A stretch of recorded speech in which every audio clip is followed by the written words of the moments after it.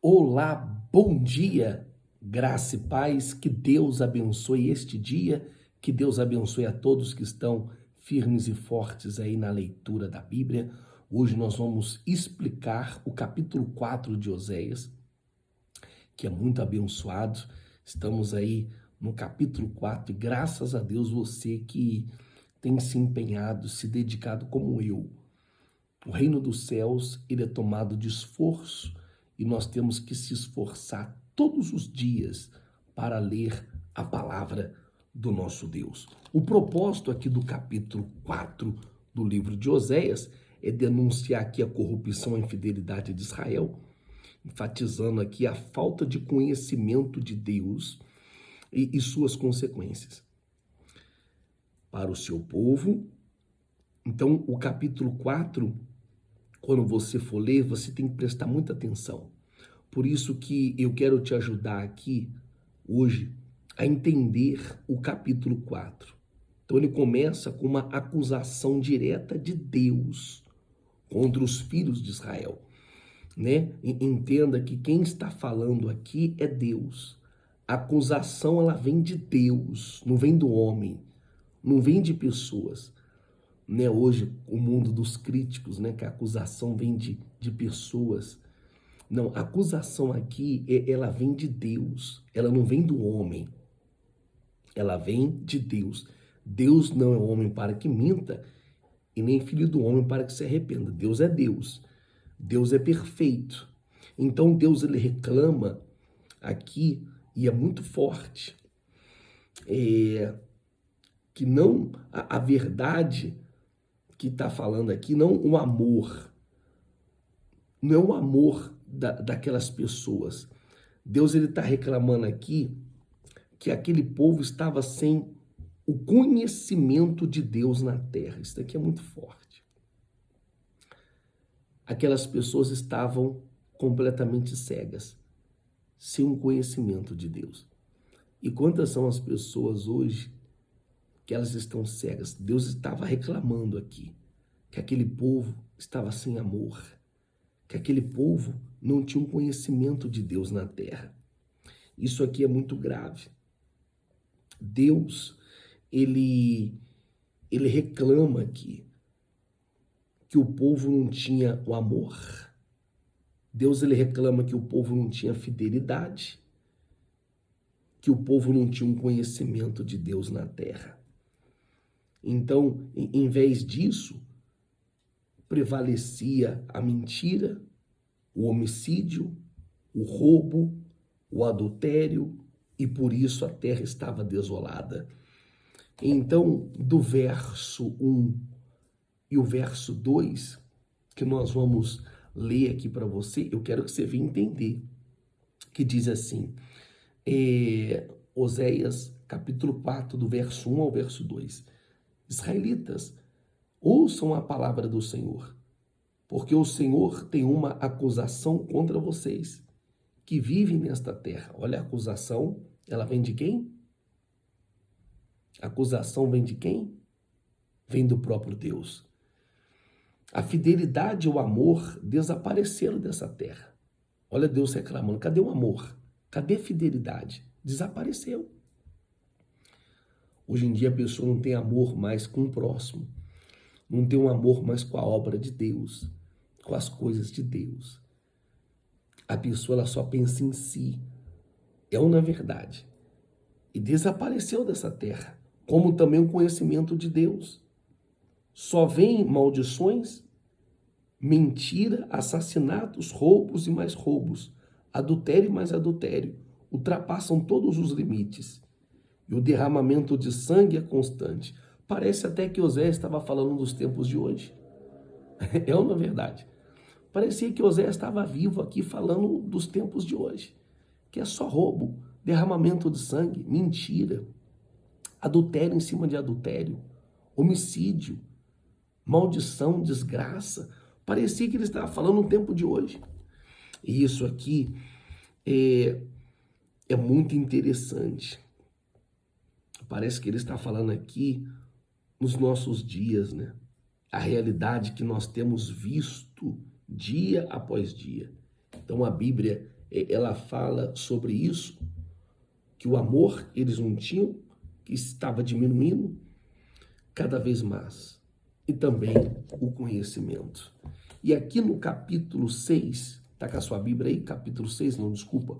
O versículo 6, capítulo 4, no versículo 6, diz assim: meu povo foi destruído por falta de conhecimento. As pessoas, ela tem medo do diabo, mas o que vai destruir você é sua falta de conhecimento. E são poucas as pessoas que se aprofundam na palavra de Deus. Eu não tenho pressa. Eu não tenho pressa. Eu tenho tudo anotado aqui. Eu estudo todos os dias. E eu quero te ensinar acerca da palavra de Deus. A única coisa que pode te destruir é a falta de conhecimento. Você tem que conhecer a Deus. Você tem que se aprofundar nas coisas de Deus. Então, esse versículo aqui, diga-se passagem, muito conhecido, que nós acabamos de ler: o meu povo está sendo destruído por falta de conhecimento. Então, a Bíblia diz que o povo também que conhece o seu Deus é um povo forte. Quando você conhece a Deus, quando você lê a Bíblia, você é forte. É forte. É um povo que vai fazer proezas. A gente gasta tempo com conhecimento. Quando você gasta o tempo conhecendo o nosso Deus, poxa vida, é algo glorioso. Não vai faltar para você conhecimento. É muito forte o que diz aqui. Então, quando você não conhece a Deus, você pode entrar por um caminho de infidelidade e nunca mais sair dele. Nunca mais, como a nação de Israel, que foi aqui um exemplo. Muitos não conheceram a Deus. Pastor, como que eu conheço a Deus? Como que eu tenho uma intimidade com Deus? Você vai conhecer a Deus quando você lê a Bíblia. E a Bíblia, ela vai apresentar para você, dia após dia, o Deus de Israel. Quando você ler as Escrituras, então ao longo das Escrituras, Deus vai se revelando para você. Deus, ele vai se apresentando. O caráter de Deus, as Escrituras vai revelar o caráter de Deus e quem ele é. O caráter de Deus mostra quem é Deus. Deus é amor. Olha o amor, olha a misericórdia, olha quem Deus é. Você vai conhecendo, lendo as Escrituras sagradas, que ele é onisciente, que ele é onipresente, que ele está em todo lugar, que Deus é imutável, que Deus ele não muda, que Deus é grande, ele é poderoso. Isso é muito forte. Deus é juízo.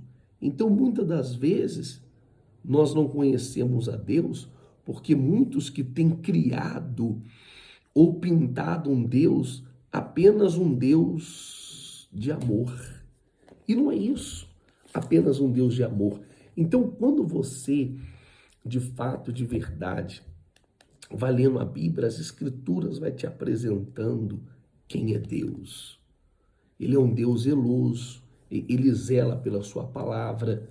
Então, enquanto eu olho o caráter de Deus, a face de Deus, então eu não consigo definir quem é Deus só ali no amor. Eu não consigo. E por isso muitas são as pessoas que não conseguem conhecer a Deus. Mas quando eu começo a viver uma vida de temor, quando eu estou falando, quando eu me entrego, quando eu entrego os meus caminhos, uma vida de temor, de fidelidade, então eu só posso ter reverência de quem eu conheço. Então, quando você conhece a Deus, você passa a ter o temor a Ele. Você passa, poxa vida, a andar com Ele. Você passa a ser íntegro Isso é muito forte. Você tem reverência.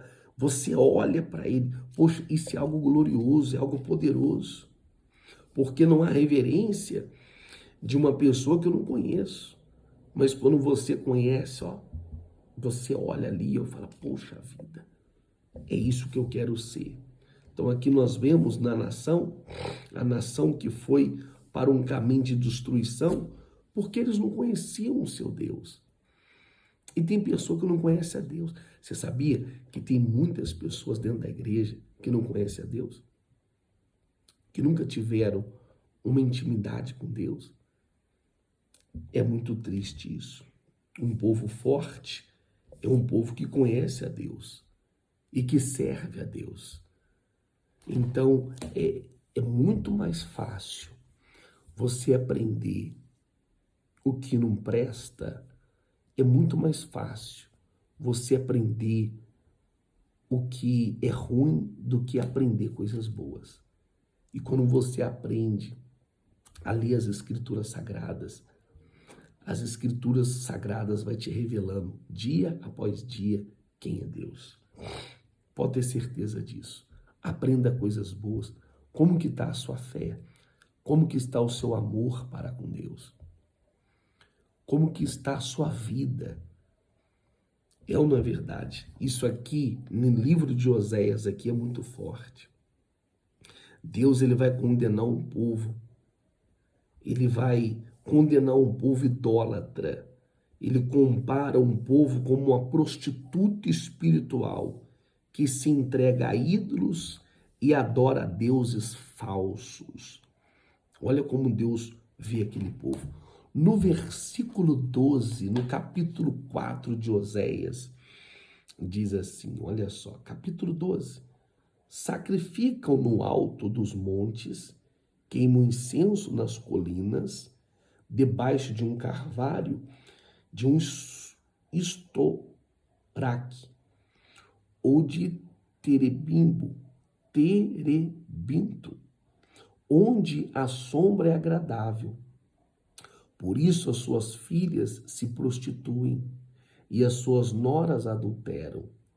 Não castigarei suas filhas por se prostituírem, nem suas noras por adulterarem, porque os próprios homens se associam às meretrizes e participam dos sacrifícios oferecidos pelas prostitutas cultuais.